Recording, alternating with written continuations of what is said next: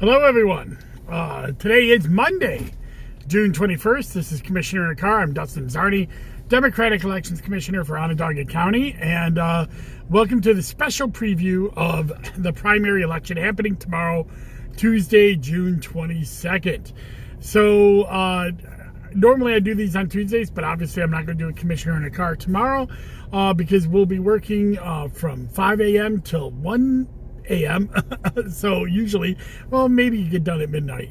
That's how boards of elections are working tomorrow all across New York State to bring you the primaries that are going on, and we'll go over what's going on in Onondaga County. I'm also not doing a Zoom with Zarni this week, which is my interview things that I usually do on Thursdays or Fridays. I'm not doing that. As I'm going to do another Commissioner in a Car on Thursday to kind of give a wrap-up of where things stand election-wise for the primaries and what races might be close enough for recounts or the absentee ballot counts that are going on. I figure Thursday would be a good time to kind of jump into that. But let's talk about the primary tomorrow. Tomorrow's primaries in New York are closed elections. They cannot... you cannot vote in them unless you're enrolled in the party that is having the primary. And this year, in 2021, is a local year, so the primaries aren't county-wide. So it's really kind of only about 66,000 people of the 308,000 registered voters in Onondaga County are eligible to vote in the primary. So, what primaries are going on? In the city of Syracuse, on the Democratic side, you have mayor, councilor at large, and Common Council District 1, which is on the north side. You also have County Legislature number 16, which is the inner city, and County Legislature number 15, which is the valley, and it stretches into Geddes.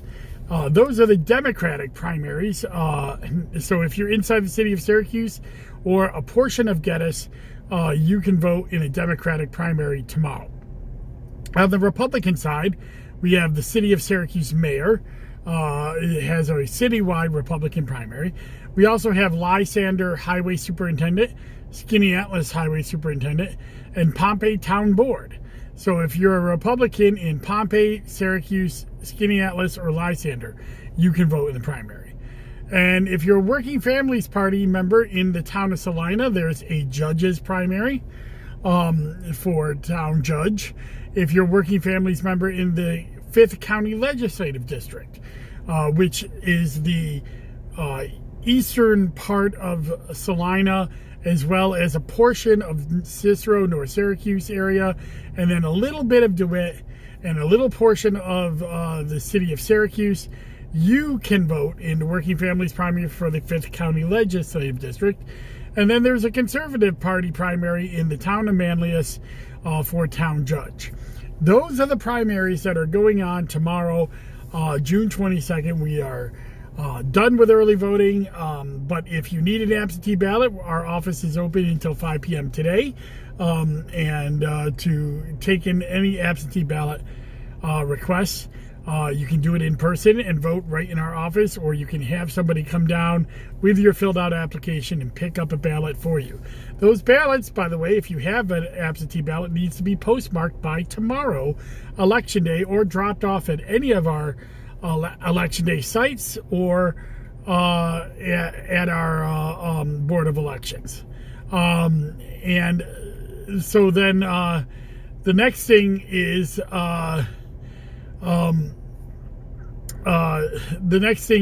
that we have early voting is done. We had about 850 come out to do early voting over the last 9 days.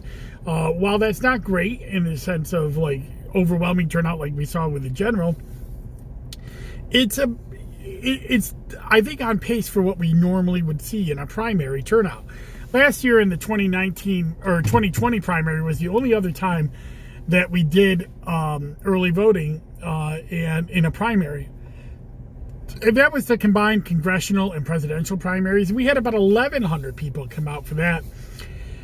And there was about 113,000 voters eligible, whereas this year only 66,000 voters were eligible, and 850 people came out. So, if you're comparing it just to numbers wise, we actually did better this year than last year in terms of voter pools. But a big caveat is that last year we also sent out, in the middle of a pandemic, voter applications to everybody who was eligible to vote, and we had about 16,000 people vote by absentee or choose to vote by absentee. 13,000 of them returned them during the primary. That did not happen this time. We had about 1,900 people choose to vote by absentee, or at least requested absentee ballot, and only about 700 have returned them so far. So while that is much lower than last year, but it is higher than the last time we had a mayoral primary in the terms of absentee ballot requests, which was just about 1,700 4 years ago during 2017. So that's a lot of numbers to throw at you to say there's really no comparisons that we can make based on historical comparisons, because this is the first time we've been doing early voting in a local primary, and we'll have to wait a few years to see how things work out. Overall, the system worked well. I was very happy with our inspectors who got the job done. The ballot printers were working. Everything, worked out as well as could be, and we're hoping to see that happen again at the primary election as well. One of the new things that you'll see in the primary election this Tuesday is that those on-demand ballot printers will be in about 2/3 of our sites. We have about 40 of those in our county. We're deploying 38, and they're going to, about 2/3 of the sites in the city tomorrow will have that. One of the reasons we did that is because for primaries, we wanted to be able to do election level results, so ED level results. And we've been able to do that by deploying those poll prints and not consolidating election districts. They're also going to save us a lot of money because, primaries are very low turnout, but we don't know that when we're printing ballots, and so we have to print as many ballots as we hope that we're going to use, and usually there's a big waste there, so we can't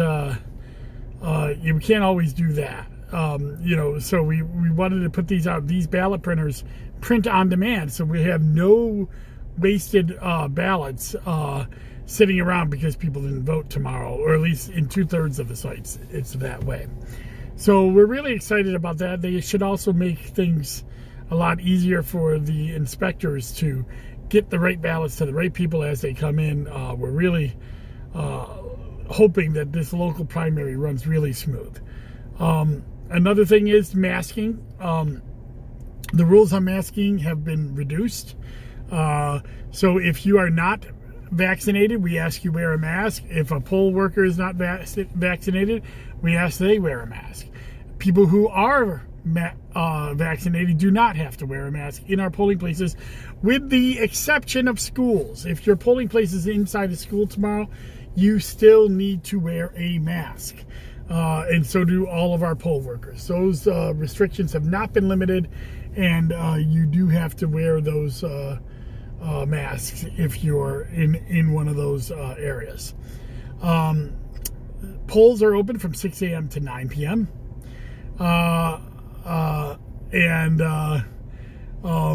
And you have to go to your correct polling place on primary day. If you don't know what that is, go to onvote.net. You can verify your registration, where you live, and which polling place is open in your area as well is on our polling place list on the website.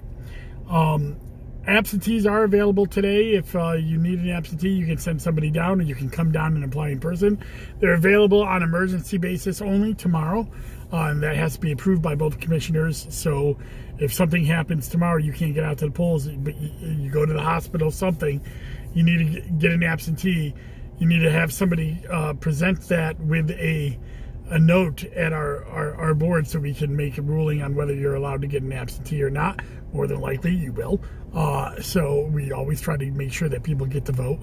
So, and then on 9 p.m., starting at 9 p.m. on our website, our unofficial election results will start. They will have the early vote and election day vote totals will be part of the vote totals starting to be released at 9 p.m. Right at 9 p.m. will be the early vote totals. And then as we get those cards from the rest of the night, we will have those as well. Absentees will not be counted till 7 days after the election. That's the 29th. And we will have unofficial absentee results as we're counting them on our website as well. So we'll be seeing that, as they come in. There is a new rule this year, the hand count rule for close contests.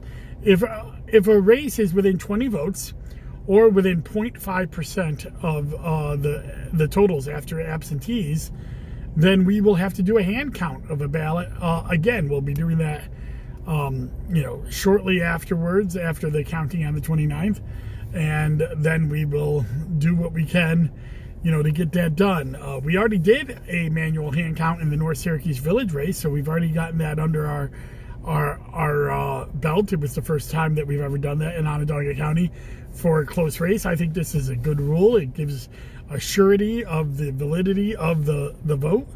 And we've seen New York City do them and Ulster County do them, and a lot of other places. So they're important to be done to make sure that when there's a close contest, that everybody realizes that every vote was counted in that race, and that it was the correct count. So that is a new rule that is in place as well this year.